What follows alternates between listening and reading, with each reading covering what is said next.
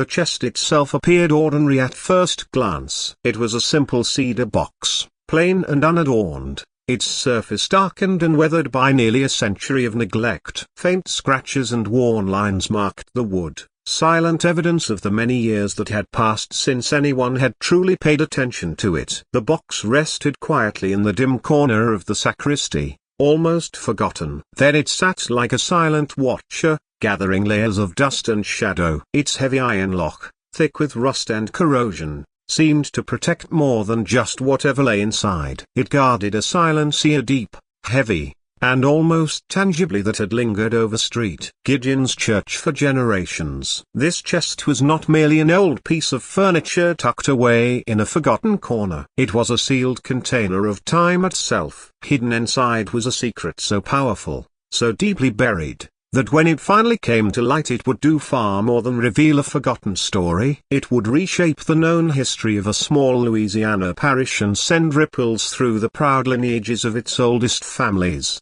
What it contained was not a ghost story or a harmless relic. It was something far more unsettling. Ascension Parish, Louisiana, in the year 1948. Was a place where history seemed to hang thick in the air. The past was not simply remembered there, it was felt. It lingered constantly beneath the humid southern sky, shaping the rhythms of everyday life. The Mississippi River, wide and muddy, curved through the land like a massive artery, carrying echoes of an earlier age. Its waters whispered of paddle-wheel steamboats, long-forgotten traders, and centuries of lives lived along its shifting banks. The landscape stretched outward in long, flat expanses of fertile soil. Towering fields of sugarcane dominated the countryside, their green stalks rustling endlessly in the warm breeze. For generations, those fields had defined the region's economy and its complicated social order. The air itself seemed alive with sound of the relentless droning of cicadas, the distant rumble of machinery from sugar mills,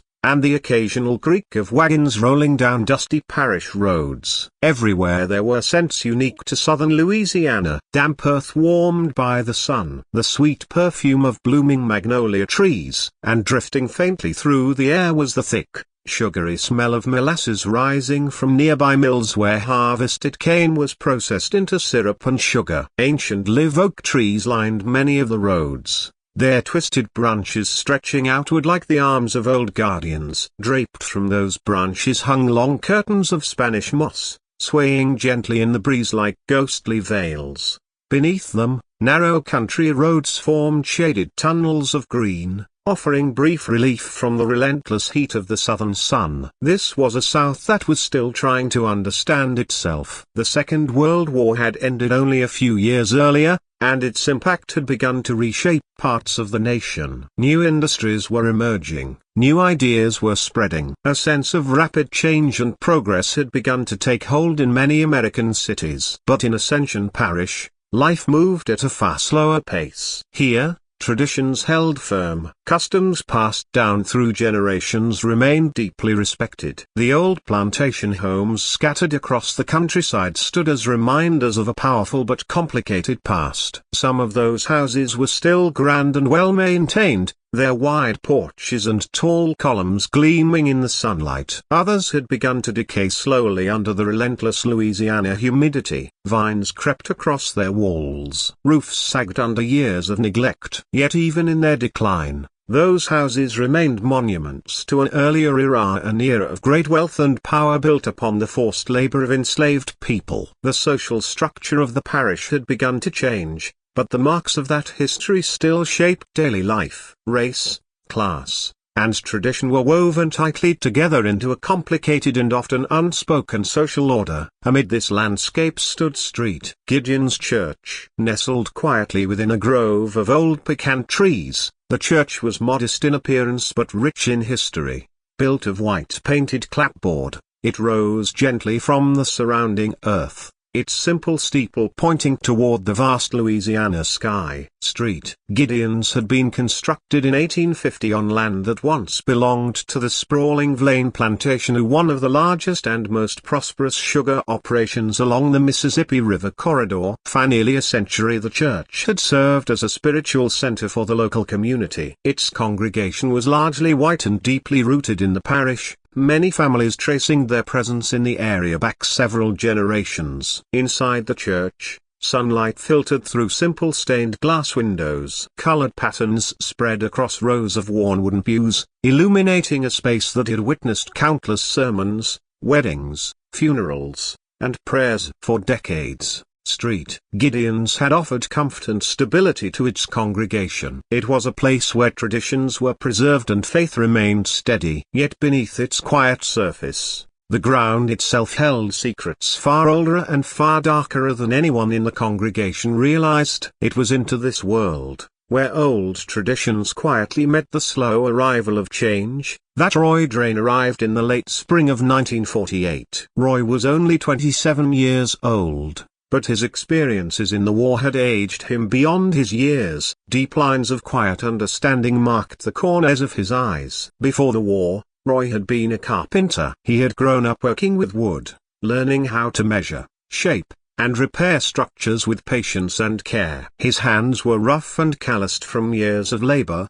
and he possessed a natural instinct for understanding how buildings held together. But the war had changed him. He had served in the Pacific Theater, fighting in steaming jungles and on brutal island beaches where survival depended on quick thinking and steady nerves. Those experiences had stripped away much of his youthful innocence. In its place remained a calm, practical outlook on life. Roy had learned to evaluate situations quickly. He could spot weaknesses in structure or in plans, and he approached problems directly without unnecessary drama. When Roy looked at an old building, he did not simply admire its appearance. He saw its internal framework. He saw beams and joints, cracks and stress points. To him, wood and stone told stories, if one knew how to listen. The elders of Street Gideon's church had hired him to oversee a long overdue renovation. The roof leaked during heavy rainstorms. The building's electrical wiring was dangerously outdated. And the sacristy, a small room beside the altar where the minister prepared for services and important records were stored, had grown damp and cluttered after years of neglect. The church needed repairs,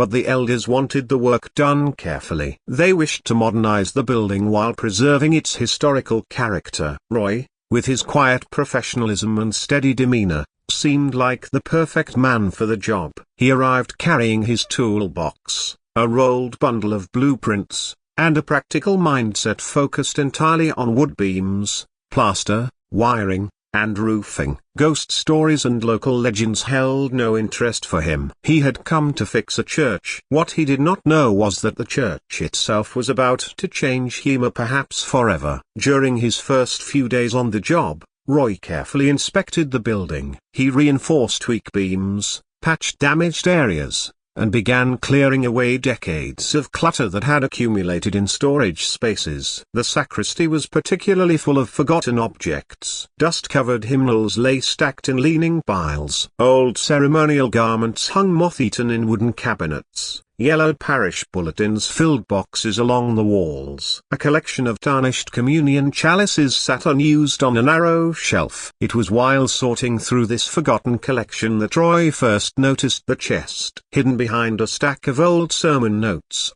pushed deep into a shadowy corner, stood a plain cedar box. Unlike the polished furniture in the main sanctuary, this chest was simple and practical. Its wood had been roughly shaped long ago, and its surface had darkened with time. A large iron lock hung from the front, rusted nearly solid with age. The chest looked like something from another era, a relic from a time when objects were built with durability in mind and when secrets were often locked away rather than spoken aloud. Curious, Roy tried to move it. He grunted with effort, but the chest barely shifted. It was heavier than he expected, as if rooted firmly to the spot. He decided he would deal with it later, or perhaps move it to the storage shed once he had cleared more space. At that moment, He had no idea that this forgotten chest would soon become the center of revelation hidden for 90 years. The morning the discovery occurred was unusually hot, even by Louisiana standards. The air hung thick and motionless, heavy with moisture. Dark clouds threatened rain somewhere in the distance, but the storm never arrived. Instead, the heat simply lingered, leaving everything wrapped in a tense stillness. Roy had been working in the sacristy for several hours. The steady rasp of sandpaper against wood echoed softly through the quiet church. Eventually, he cleared enough space to examine the cedar chest more closely. It was larger than he had first realized, though about 3 feet long, 2 feet wide, and roughly 18 inches deep. Though the wood had darkened over time, it still released a faint earthy scent of cedar beneath the dust. The iron lock was formidable but clearly rusted shut. The keyhole had long since filled with dirt and corrosion. Roy knelt beside the chest and ran his rough hand across the lid. Something about it stirred his curiosity. It was not just an old storage box. It felt like something intentionally sealed away. He remembered something one of the older church members had mentioned days earlier, a vague story about a chest stored in the sacristy long ago. According to the tale, it contained sensitive parish records and had been deliberately locked away. The story had sounded like exaggerated folklore at the time. But now, kneeling before the box, Roy felt a strange sense of unease creeping into his thoughts. Still, curiosity won. He tried forcing the lock open with a pry bar. The metal groaned but refused to break. Roy knew brute force would damage the wood. Instead, he fetched a chisel and hammer. Carefully, he began loosening the rusted screws holding the lock plate in place. Each strike of the hammer echoed sharply through the silent room. At last, with one firm tap, the mechanism broke free. The iron lock dropped onto the wooden floor with a dull metallic thud. Immediately, a wave of stale air rose from the chest. It smelled of ancient paper, aged wood, and something harder to describe, something like forgotten memories finally released. Roy hesitated for a moment. Opening it felt strangely intrusive, almost disrespectful. But practicality overcame hesitation. Slowly, he lifted the lid. The hinges creaked softly, as if waking after a long sleep. Inside, the contents were arranged neatly, almost carefully, despite the 90 years that had passed. Resting directly in the center lay a thick ledger bound in dark leather. Its cover, worn and aged, seemed to wait patiently to be opened. Its pages, though yellowed, appeared remarkably preserved. Beneath it, tucked carefully, was a sealed letter, folded multiple times and secured with a faded red wax seal. Its paper was thick, of good quality, and the handwriting on the outside, though elegant, was unfamiliar.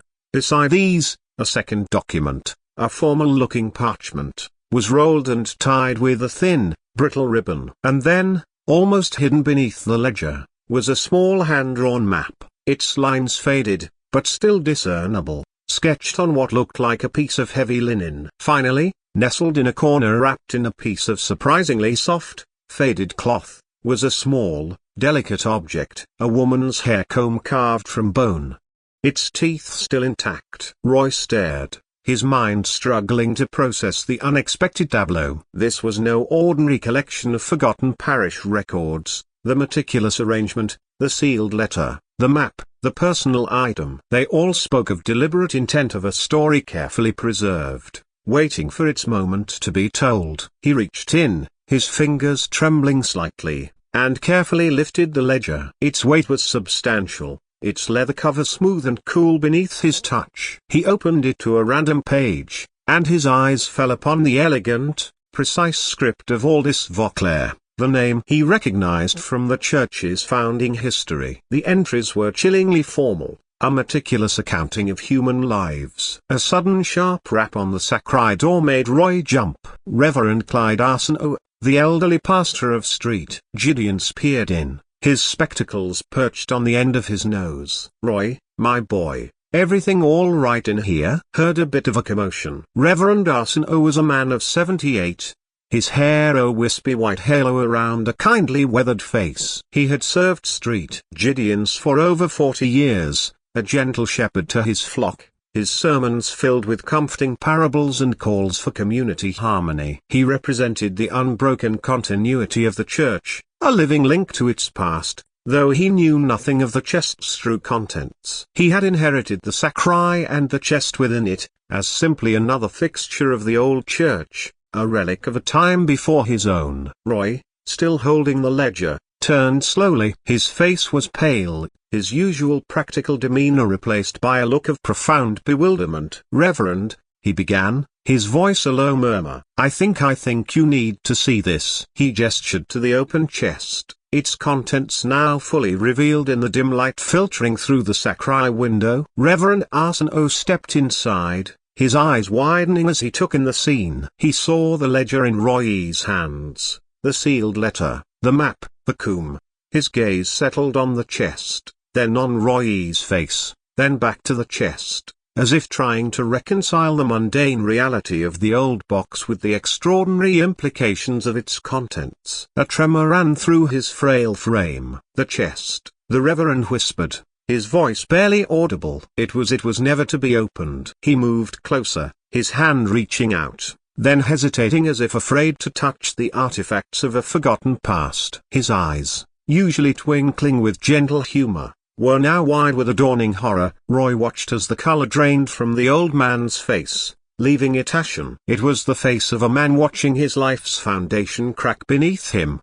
The bedrock of his faith and his community suddenly shifting, revealing an abyss he never knew existed. The silence in the sacristy deepened, heavy with the weight of 90 years of unspoken truth now finally irrevocably brought to light. Before we continue with the story of St. Gideon's Church and the secrets it held, take a moment to subscribe to Liturgy of Fear if you haven't already. Hit that notification bell so you don't miss a single chilling tale, and tell us in the comments below, what state or city are you listening from? We love to hear where our community stretches. The leather-bound ledger, once a mere object of curiosity, now felt like a living, breathing testament to a forgotten cruelty. Roy and Reverend Arsenault carefully laid it open on the sacristy table, its pages brittle and yellowed, emitting a faint, sweet scent of aged paper and dried ink. Aldous Vauquelin's elegant, precise handwriting filled the pages, a script so perfectly formed it seemed almost artistic, a stark contrast to the chilling nature of its content. It was,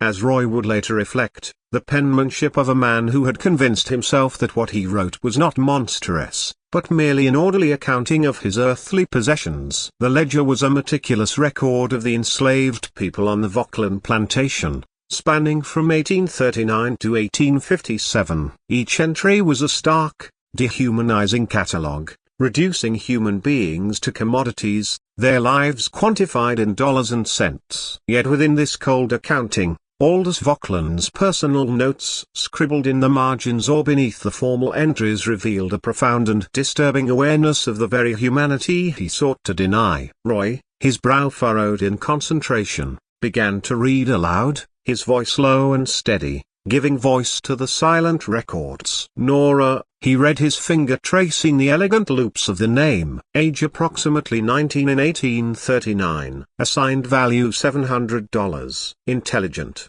quick to learn. Keep from books. Reverend Arsenault gasped softly, a sound of profound distress. Keep from books, he murmured, his voice trembling. What kind of note is that? Roy continued turning the pages, each entry a fresh wound. Date he read, age approximately 14 in 1839. Assigned value $600. Strong willing worker easily influenced Claruara. Another entry, age 28 in 1845. Assigned value $1,200. Good cook, manages kitchen well. Mother to little May. Henry. Roy continued, his voice growing heavier with each name. Age 35 in 1848. Assigned value $1,500. Skilled carpenter has attempted to abscond untwice. Broken of the habit. The words broken of the habit hung in the air, a chilling euphemism for unimaginable suffering, a stark reminder of the brutal realities of the plantation system. Bess, he read, age 22 in 1840,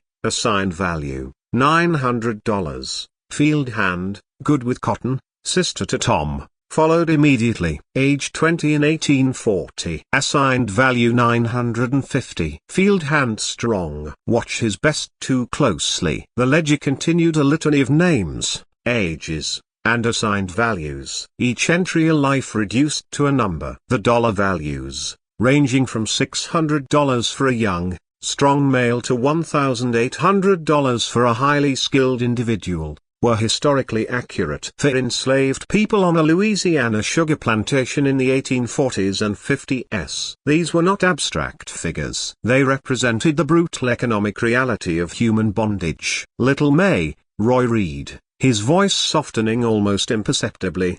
Age 3 in 1845. Assigned value $300. Child of Clara, frail. The simple, almost tender note, frail, stood out amidst the clinical entries, a fleeting glimpse of something resembling human concern, quickly overshadowed by the cold calculation of her assigned value. Edmund, he continued, age 40 in 1850, assigned value $1,000. Overseer's assistant, loyal, has reported others. A shiver ran down Roy's spine at this entry, a chilling insight into the internal dynamics of control and betrayal within the enslaved community. Ruth, he read, age 17 in 1850, assigned value $800. House servant, quiet, good seamstress. Amos, another entry, age 25 in 1852, assigned value $1,300. Blacksmith, valuable skill, resentful. The word resentful was underlined twice. A silent warning from Aldous Voglan to his future self, or perhaps to his successor. Patience,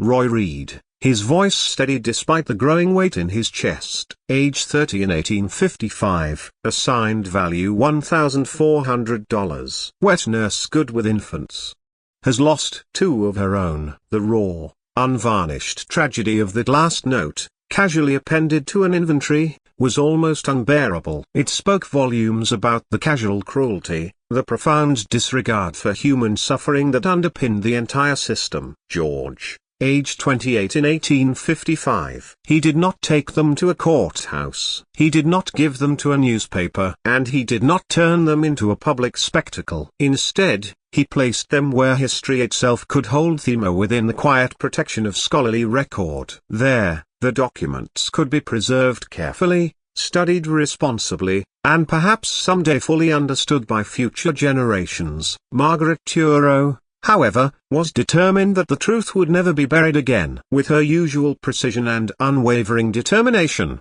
she wrote a detailed account of the discovery. Her work carefully explained the historical context surrounding the documents, placing them within the broader history of slavery and the black experience in Louisiana. Margaret also included something deeply personal. She documented her own family's connection to Florence, one of the names recorded in the ledger. By doing so, she transformed the cold historical record into something human. The names written in that ledger were no longer just entries in a list. They were people, individuals whose lives had once been shaped by unimaginable circumstances. Margaret deposited her written account in the same archive under her own name. In doing so, she ensured that Nora's voice here and the voices of others like Hera would continue to be heard, not just through the stark facts of the documents themselves, but through the perspective of lived experience. Ascension Parish never officially acknowledged what had happened. No plaque was installed at the church. No public apology was offered. No memorial ceremony was ever organized. The silence, though cracked,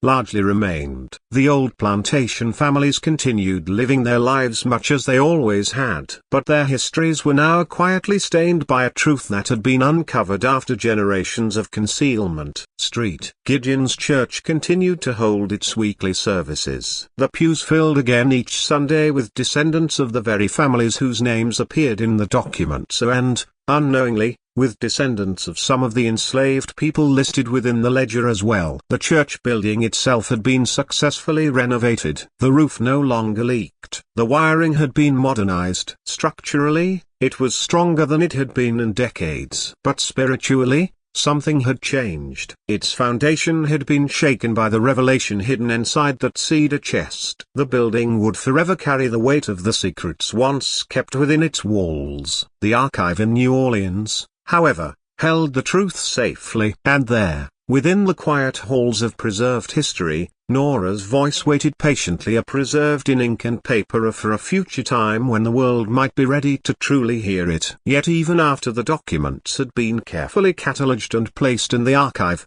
one lingering mystery remained, a question that no record seemed able to answer. What became of Nora after the year 1857? Her letter had been remarkably clear when describing the betrayal she suffered and the surveillance that followed her attempted escape. But when it came to her ultimate fate, the letter offered no clues. After that moment in history, she vanished completely. Roy and Margaret, both deeply unsettled by this absence, began searching for answers. They combed through census records from 1860, hoping perhaps to find her name listed somewhere, maybe under a different identity or on another plantation. They found nothing. They reviewed manumission records from nearby parishes, hoping to discover that Aldous Vauquelin might have eventually granted her freedom. Again, there was nothing. They searched death records connected to the Vauquelin plantation. They checked burial registries in local cemeteries. Nora's name appeared nowhere. The intelligent and courageous woman who had dared to learn to read in secret,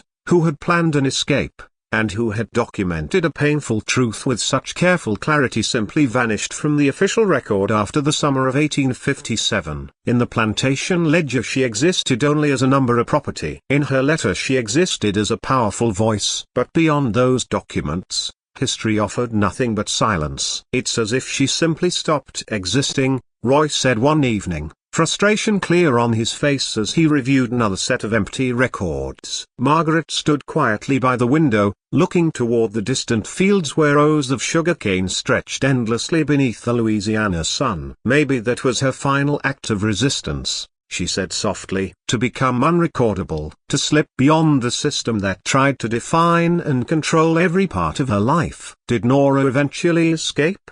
Did she find another route north through a different network, leaving no record behind? The Civil War was only a few years away, bringing the promise of emancipation. Did she live long enough to see that moment of freedom, or did she remain on the Vauquelin plantation, perhaps weakened by illness or punished after her failed escape?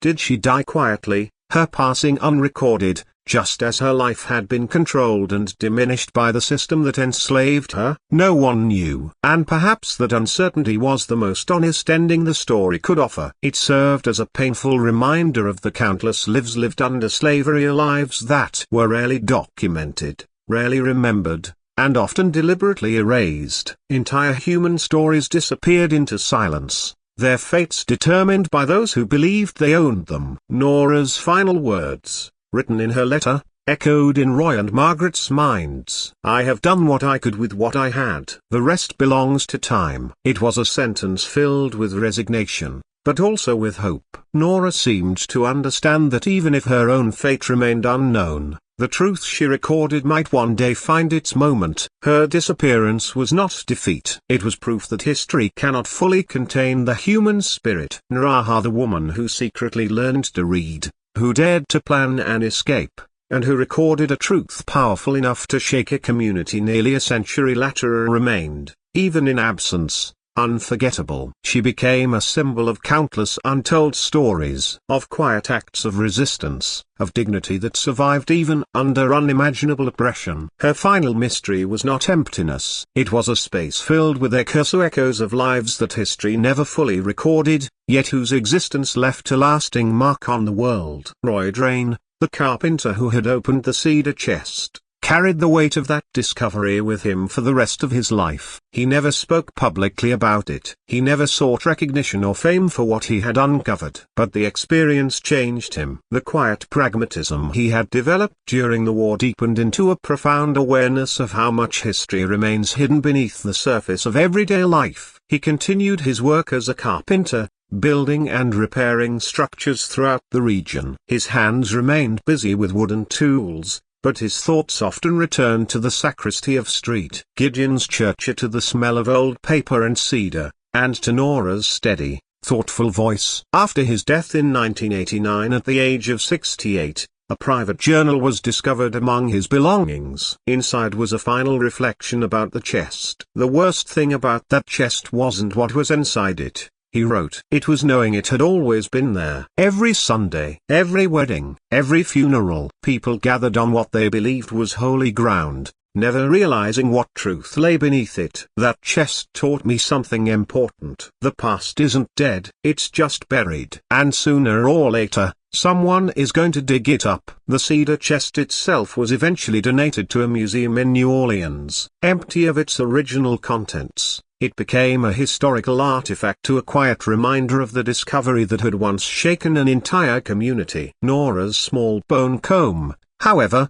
was never catalogued separately. Archivists chose instead to preserve it alongside her letter. The two items were sealed together within an archival sleeve, one physical object, one written testimony. Together they remained a silent witness to a life of courage, betrayal, and truth. The story of the locked church chest is more than just a tale of a hidden discovery. It is a reflection on how communities sometimes build walls of silence around painful knowledge. It is also a reminder of the power held by individuals like Maraha, people who record the truth even when the world around them tries to erase it. History is not found only in official records and grand monuments. Often it lives in quiet objects, hidden documents, and the bravery of individuals who refuse to allow their voices to disappear. As Roy eventually understood, the past never truly disappears. It waits. It waits for someone willing to listen, to search, and to acknowledge the truths that have long been buried beneath our feet.